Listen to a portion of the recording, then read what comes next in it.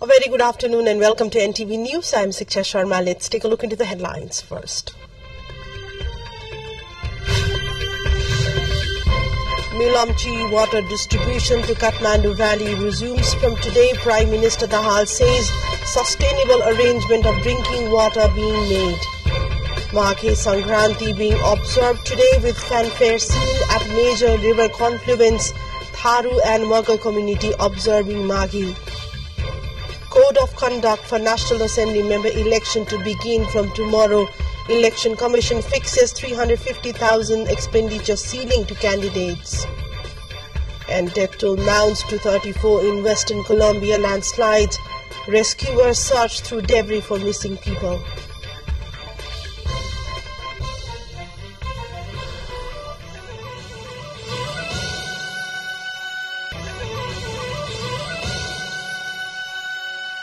Welcome back to NTV News. Taking a look into news in detail now. Prime Minister Pushpakamal Dahal has said the Nepal government has been effortful to provide safe and sustainable drinking water service to the growing population of Kathmandu Valley. In his address to the inauguration of Milamchi drinking water diversion and redistribution held at Singadarbar this morning, Prime Minister Dahal said the second phase of Yangri and Larke rivers diversion will be taken ahead with specific action plan for sustainable arrangement of drinking water. On the occasion, Prime Minister Dahal stressed the need to resolve the issue of drinking water in view of its growing demand with the rise in the Kathmandu populace. The much-awaited Milamchi water distribution is starting in Kathmandu Valley from today. The water would be gradually distributed in Anamnagar, Meen Bhavan, Mahankalchor, Bhaktapur, Kumaltar, Balazu and Pasbari areas. The water released into the tunnel from Ambathan of Sindhupalchok has reached Sundarijal on last Wednesday, and the quantity of drinking water will be measured and distributed to all the areas of Kathmandu gradually.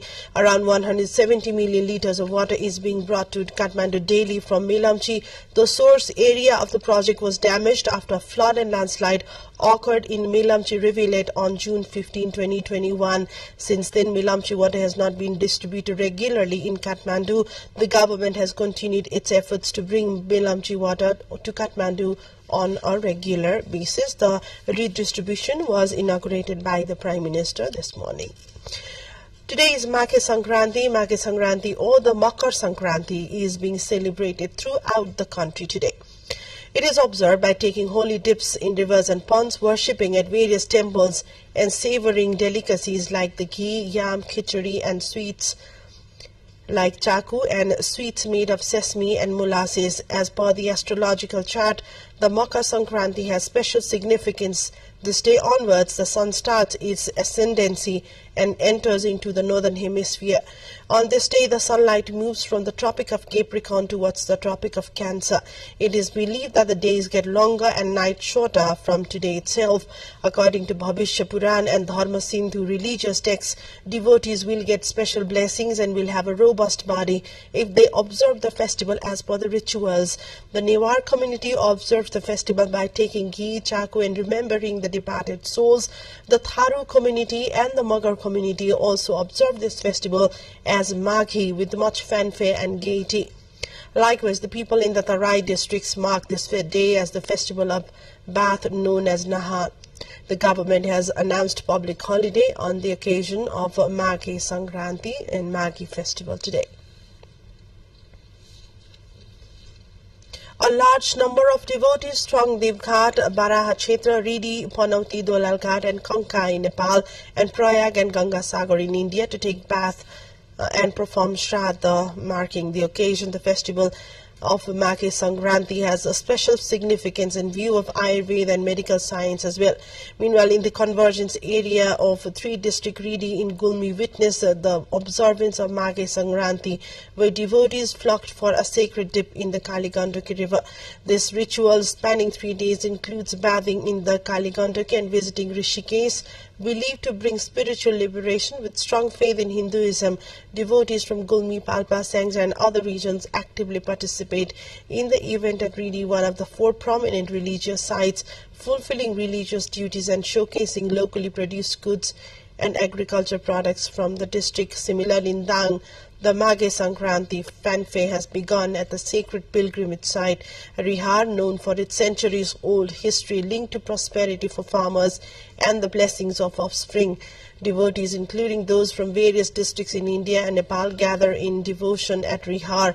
During the Maghe Sankranti festival, devotees seek blessings at these sacred places. Taptakunda, renowned for its holy dip, attracts devotees from distant places. Also in this day, a festival is organized at the Til Madhav Narayan Temple at Taumadi Toll in Bhaktapur, and worship of Deepankar Buddha is performed also. Maghe Sankranti is a significant cultural and religious festival in Nepal, attracting traders and consumers alike. The festival boosts the trade of yams, sweet potatoes, roots, ghee, and molasses with a turnover of 210 million rupees till the end of this year.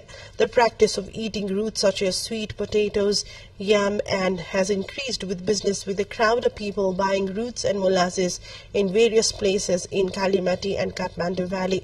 The festival is also connected to religious, cultural, historical, and spiritual significance, with the day when the sun enters Capricorn highlighting the importance of charity and virtue.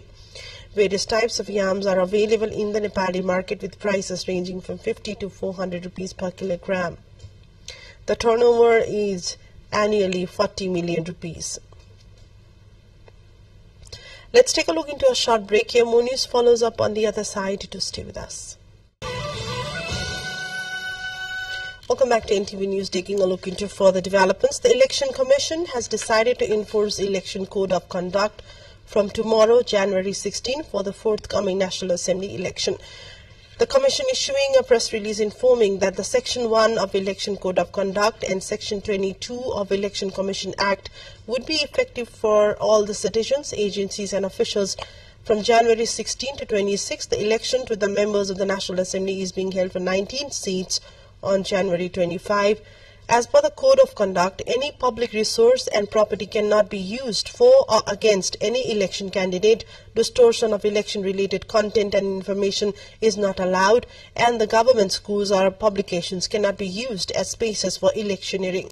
Similarly, production, sale, distribution, and publicity of anything bearing election symbols of any party candidate or party logos are not allowed by the Code, since the enforcement of Election Code of Conduct, violation of confidentiality of the voters, and indulgence in dispute with the voters or election staffs deployed in the polling stations are not allowed. Any actions or activities that sully the impartiality and fairness of the election are prohibited.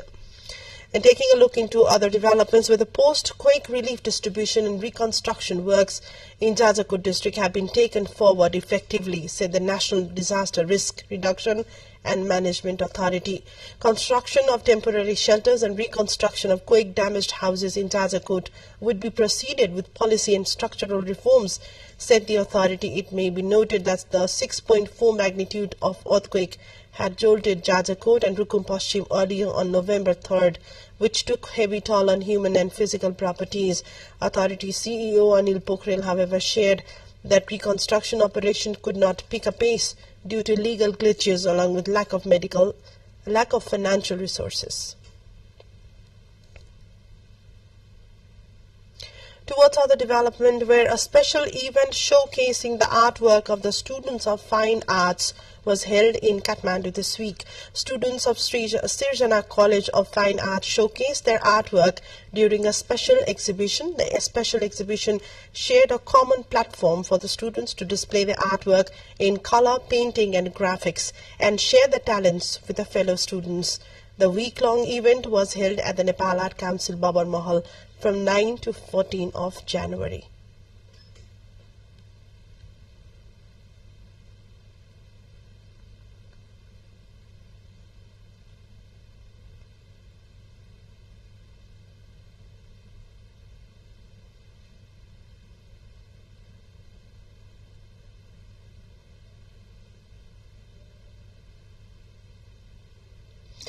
Taking you to the international front, where North Korea on Monday said it flight tested a new solid fuel intermediate range missile tipped with a hypersonic warhead as it pursues more powerful, harder-to-detect weapons designed to strike remote U.S. targets in the region.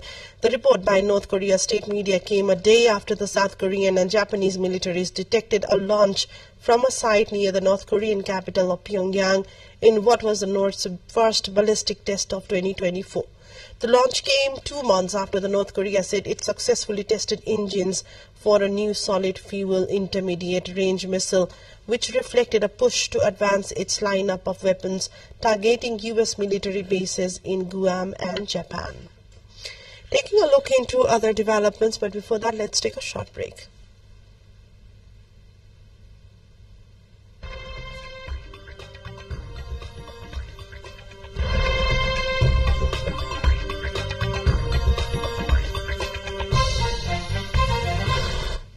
The death toll from a mudslide in western Colombia has risen to 34. Authorities have said the mudslide struck a busy municipal road on Friday in a mountainous area connecting the cities of Quibdó and Medellin. The National Disaster Risk Management Unit had initially said in a statement that at least 18 people had been killed. The agency also said at least 35 injured people were taken to the hospitals.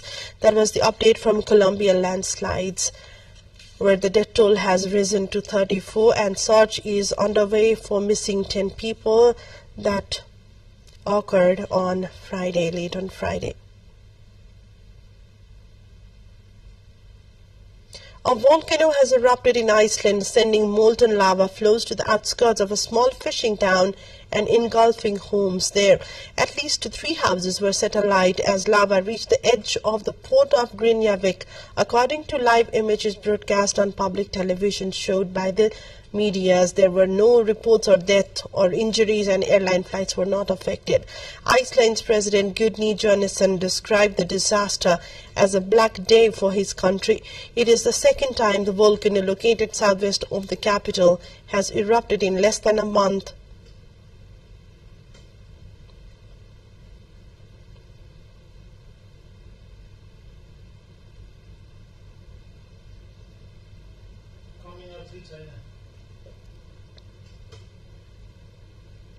Denmark's King Frederik has ascended the throne, succeeding his mother, Queen Margaret II, who has formally abdicated after 52 years as a monarch. Margaret, 83, stunned the nation on New Year's Eve when she announced she planned to become the first Danish monarch in nearly 900 years to voluntarily relinquish the throne. The succession was formalized the moment she signed the declaration of her abdication during a meeting of the Council of State at Parliament on Sunday, the royal palace said. Denmark, one of the oldest monarchies in the world, does not have a coronation. In the end, a quick reminder of the headlines.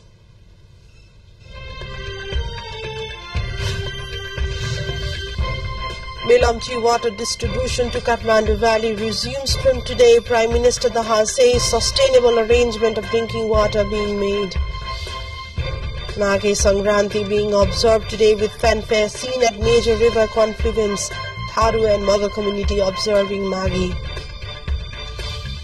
Code of conduct for National Assembly member election to begin from tomorrow. Election Commission fixes 350,000 expenditure ceiling to candidates. And death toll mounts to 34 in Western Colombia landslide. Rescuers search through debris for missing people.